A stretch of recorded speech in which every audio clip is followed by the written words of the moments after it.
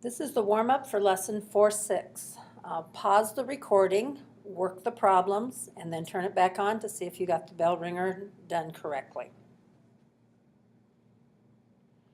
And the answers are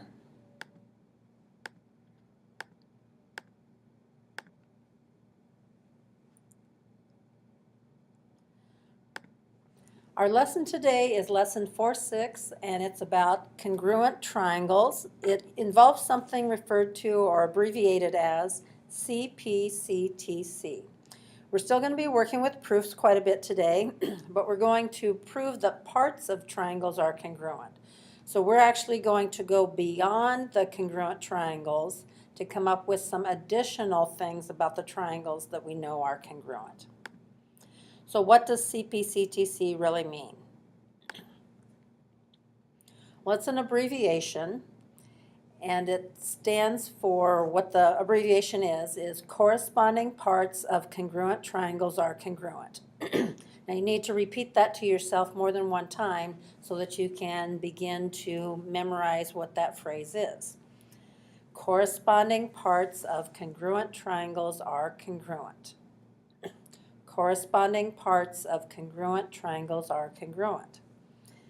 Basically, this is the definition of congruent polygons, or right now we're specifying that polygon is a triangle, and it's a memory phrase to just make it easier to remember.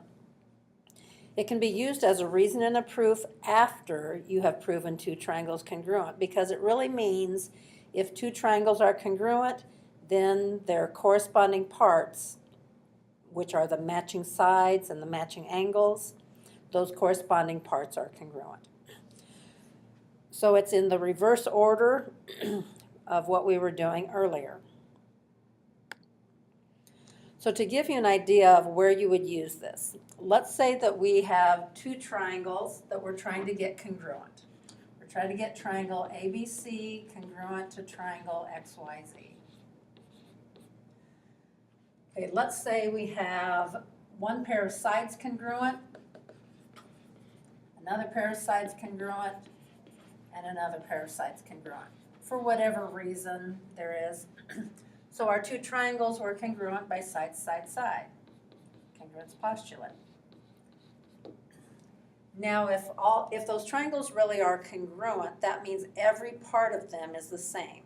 So not only are all those sides congruent, but we can get angles that are congruent.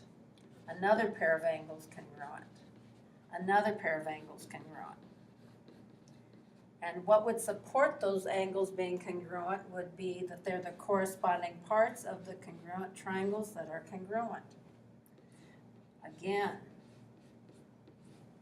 and again.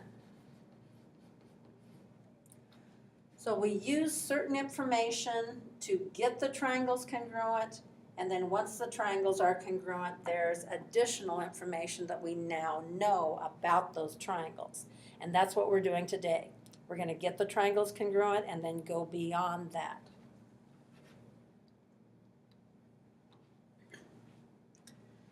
So recall that our side, side, side, side, angle, side, angle, side, angle, angle, angle, side, and hypotenuse leg, those are the 5 ways to take corresponding parts and get the triangles congruent.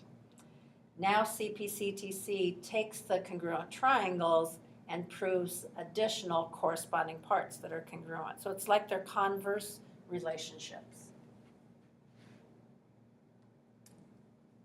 Here's an example. A landscape architect sets up the triangles as shown in the figure to find the distance kj across a pond. What is kj, and support your answer? Now, if we look at the triangles, can we get those triangles to be congruent? Well, obviously the 19 and the 19 feet, those are the same. The 30 feet and the 30 feet are the same. Okay, now don't say that those other two sides have to be the same. We don't have a reason for that until we can get the triangles congruent. So we will be able to add the vertical angles, which makes our triangles congruent, by side, angle, side. So triangle JKL will be congruent to triangle, make sure I put it in the right order, NML by side, angle, side, congruence postulate. Okay, so now that we know those two triangles are identical, we can support the fact that JK is the same length as MN because JK and NM match up in the listings. Matching corresponding parts of the congruent triangles have to be congruent. So JK is going to be 41 feet. Here's my step-by-step explanation.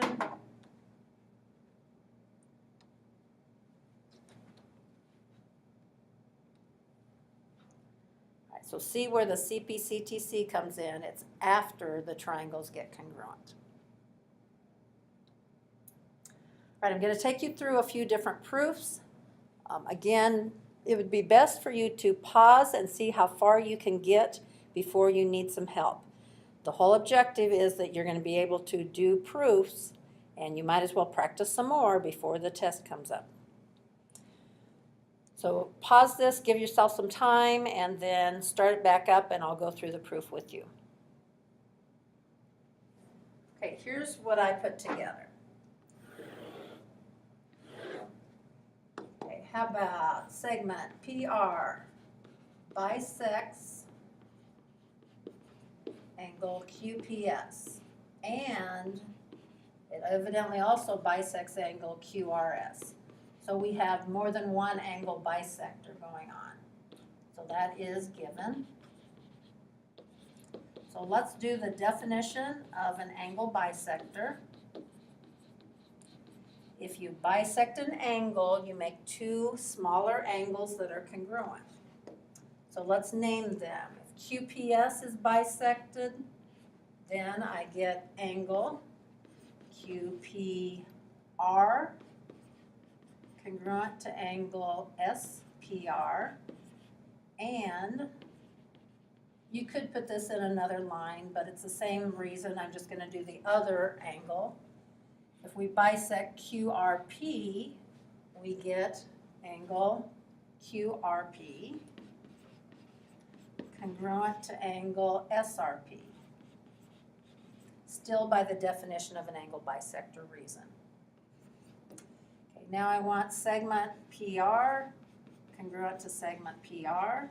That's the same segment in both triangles. That's our reflexive property of congruence. Now my two triangles are congruent. Triangle, I'm going to go PQR, and the other one matches in the same order, PSR. And that is by angle, side angle, congruence postulate. Now that's not what I'm trying to prove. Look what you're trying to prove. You're trying to prove two segments congruent. Well, in what I have right now, notice the first two letters, segment PQ and then PS, they do match in my two triangles. So we are able to finish right now with segment PQ congruent to segment PS. And the reason is CPCTC.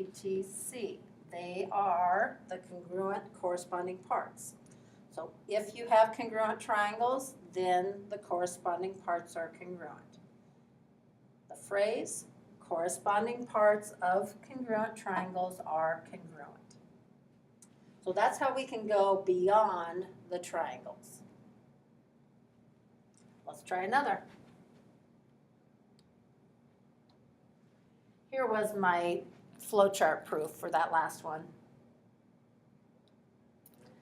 Okay, here's the next sample. Again, pause, work on it for about 5 minutes, and then turn it back on, and let's see if you were doing it right. Okay, what I've got on this one. Let's start with some given information. It's go segment YW bisects segment XZ. I'm just going to use that much because the other part of the given is a different kind of statement. Okay, I'm bisecting a segment. So that would mean if XZ gets bisected, those two smaller segments, segment XW and segment WZ, are congruent. I guess I'll switch that to the word or to the symbol congruent. Reason there would be the definition of a segment bisector.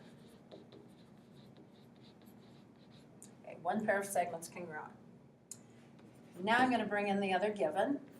Segment XY congruent to segment YZ.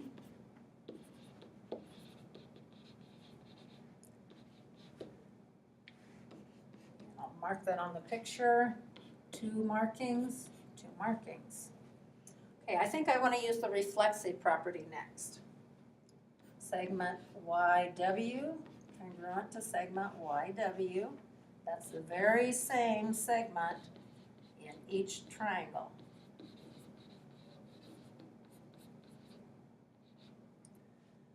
Okay, 1, 2, 3. All right, notice the two triangles are now congruent. So I'm going to call the one on the left triangle XYW. So then to match it correctly, the second one would be ZYW. The reason for my two triangles congruent, side, side, side congruence postulate. Now again, that's not what we're trying to prove. Notice the symbols in what you're trying to prove is angles congruent. The angle Y in one triangle is congruent to the angle Y in the other. Does that match up in what I just did? Notice the middle letter, Y, Y. They do match in my two triangles. So I can use CPCTC because if I have congruent triangles, which I have, then the corresponding parts are congruent. So angle XYW is actually congruent to angle ZYW. Line 5 and 6 say two different things. 5 is talking about the whole triangle being identical to the other whole triangle. 6 is just taking one part and saying that part is congruent. That's the part we were trying to prove.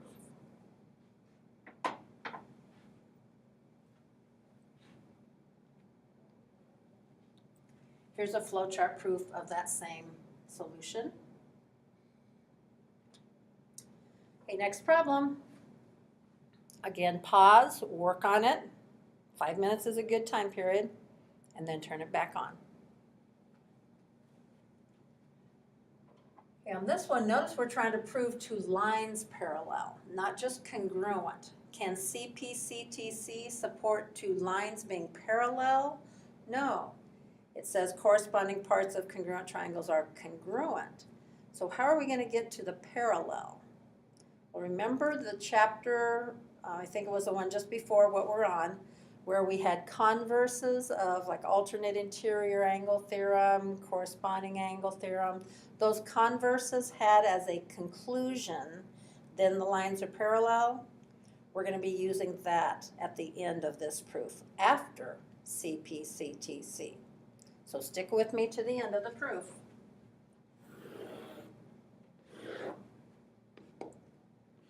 Okay, let's start with J is the midpoint of segment KM and NL. So we've got a couple midpoint ideas. So I'm going to use definition of a midpoint really twice. Okay, so if J is the midpoint of KM, that's going to give me segment JM congruent to segment JK. And if you want to put the other one in the same number, if J is the midpoint of NL, then on NL we have segment NJ congruent to segment JL. still by the definition of a midpoint. Again, you could make those two separate ones if you wanted to. Okay, what else can I come up with? Well, there's a lot of triangles in here that are congruent, or that I can get congruent because there's a lot of vertical angles. Let's think ahead and think, okay, if we're trying to prove, I'm gonna switch colors. We're trying to get KL parallel to NM. So if I can get those parallel lines from a converse using a transversal, I'll just highlight that one. What angles would help me? Well, it's gonna help if I can get that angle LKM congruent to NMK. So what triangles do I want to use? I want to use the top and bottom one, which now I know which vertical angles I want to use. I want to use this angle congruent to this one to get the triangles I need to get to the parallels. So I need angle KJL is congruent to angle, hopefully I said angle, angle KJL congruent to angle NJM. If you completely reverse those letters, it's still naming the same angle. The angles don't have to match up identical in order like the triangles have to.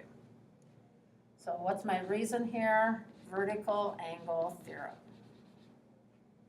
Okay, so with my red parts, I get the whole triangle, KJL, congruent to the triangle. Now I gotta watch the order that I match it in. KJ, I want to match with MJ, so I need to start with M. MJN. And my two triangles in red are congruent by side, angle, side. Congruence postulate. Now I want to get to the parallel part. Okay, I'm going to switch to green so that I kind of color coordinate. Okay, what did I want? I wanted this angle in green congruent to this angle. So angle K and angle M need to match. Well, I'm looking back, K and M, yeah, they do match for me. So I want to state that angle LKJ is congruent to angle NMJ because they match in those triangles, CPCTC. They're the corresponding parts of the congruent triangles, so they are congruent. Now once I focus on those two angles, I can finally say segment KL is parallel to segment NM. Supported by something in the previous chapter, converse of the alternate interior angle theorem. That theorem said if the alternate interior angles are congruent, then the lines are parallel. So then my conclusion was that I have parallel lines. That one went beyond the triangles, and even not just one step, but we could do two to come up with what we needed.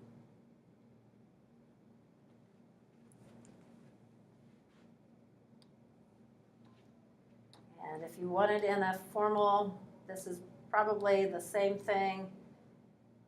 Yep, looks pretty much identical to what I did. Okay, let's have you pause and figure out this one.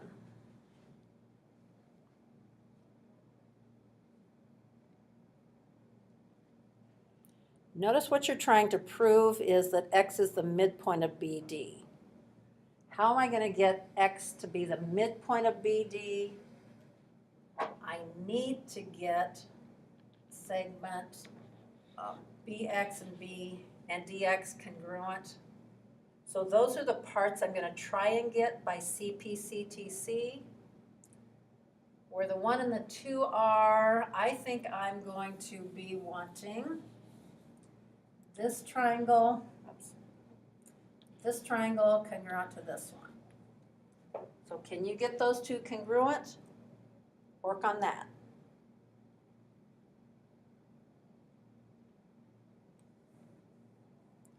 The bell's going to ring here, so don't be scared.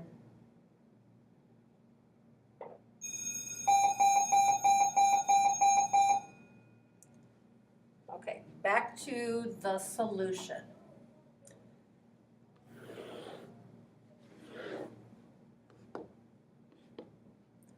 Okay, let's go. X is the midpoint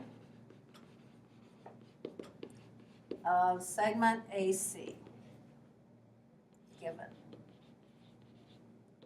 Okay, so what's that give me? If X is the midpoint of AC, that's going to give me segment AX and XC congruent. Segment AX congruent to segment XC. Definition of a midpoint. A midpoint makes two segments that are congruent. Okay, how about angle 1 is congruent to angle 2? That's given. Angle 1 congruent to angle 2.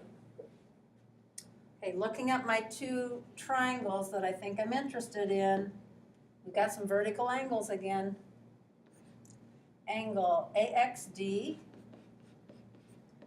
congruent to angle BXC. Vertical angle theorem.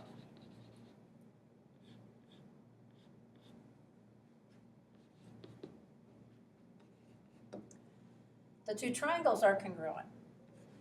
Triangle AXD congruent to, I've got to list this one carefully, AXD, I need to start CXB.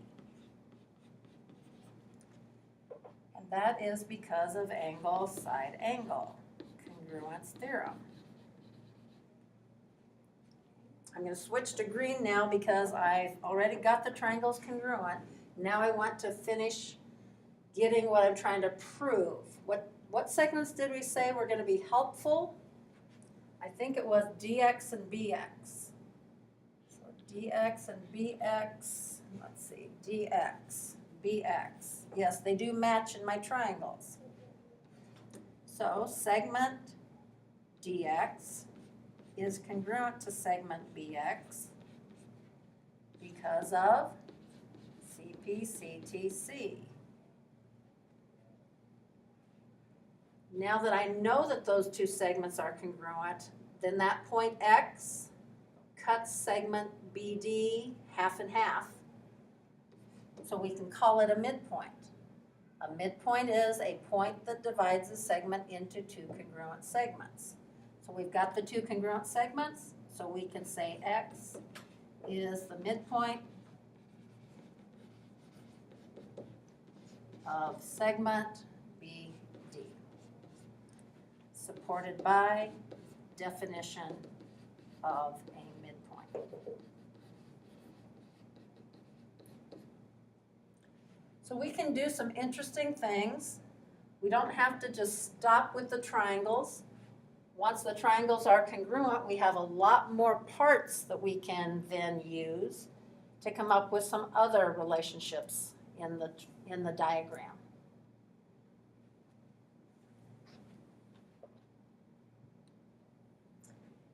And there's a written out proof, just in case you couldn't read my scribbles.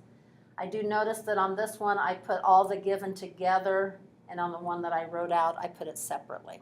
Could be done either way.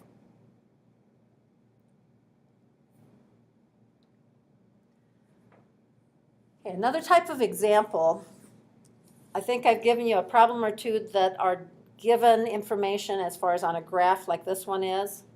And notice we're trying to prove two angles congruent. Well, the way to get two angles congruent in this type of problem, an idea would be get the triangles congruent, and then hopefully these angles are the matching parts that you could use CPCTC on. That's the approach I'm taking. Okay, so first, if you were writing a 2-column proof, I'd say given and list all those points. Then I'm going to suggest you graph it. That doesn't have to be part of the proof, but I'm going to suggest you graph it so that you have it to look at. Okay, there's what the 2 triangles would look like. One is triangle DEF, the other is GHI. Okay, so then to get those triangles congruent, we could maybe do slopes, but actually that only gets us one thing. That could only possibly get us some angles congruent. So I'm going to take the method of using distance formula. I know it's a lot of calculating, but find the length of every side in both triangles. So distance formula with DE, with DF, with EF. Same with GH, GI, IH. We have to know how long each of those are. Here are my calculations. Okay, let's take a look before I have to change the screen. DE is the same as GH. Okay, so write that down to remember it. EF is the same as HI. And then DF and GI are the same. So are you noticing that that would be all 3 pairs of sides congruent? So I'm going to get my 2 triangles congruent by side, side, side.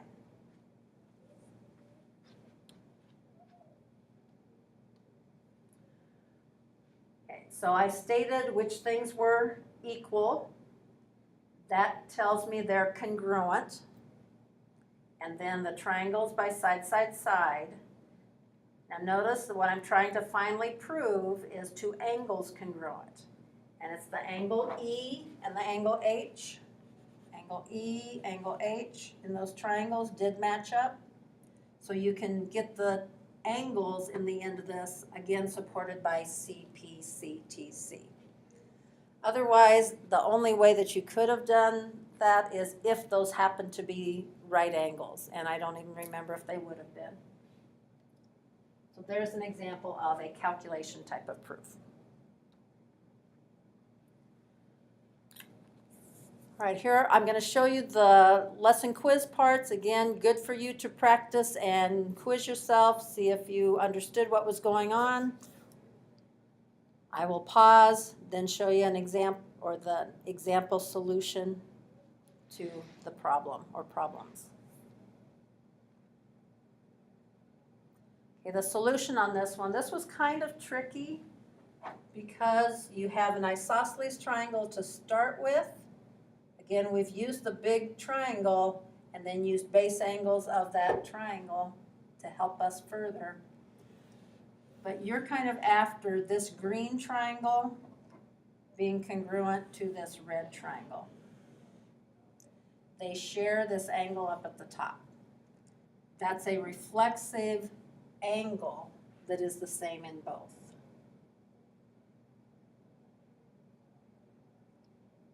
Actually, now that I'm looking at it, that maybe is not the correct one.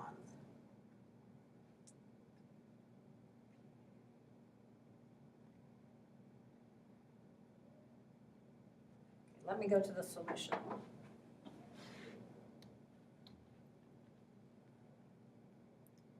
QPB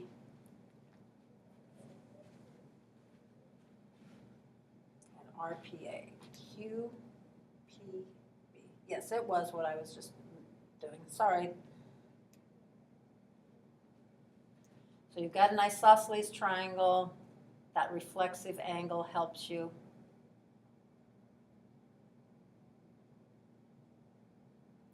I guess the given information didn't clarify which were the congruent sides. I guess that's what we're doing with the isosceles triangles this time. Here's another one. You're trying to get parallels.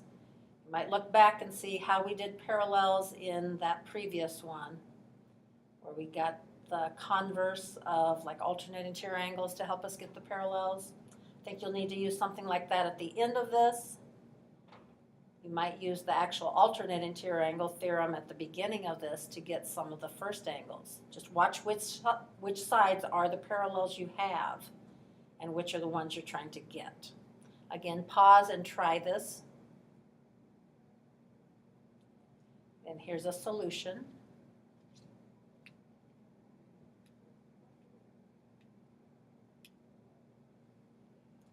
All right, make sure you have the assignment written down, and you will be working with CPCTC on the assignment.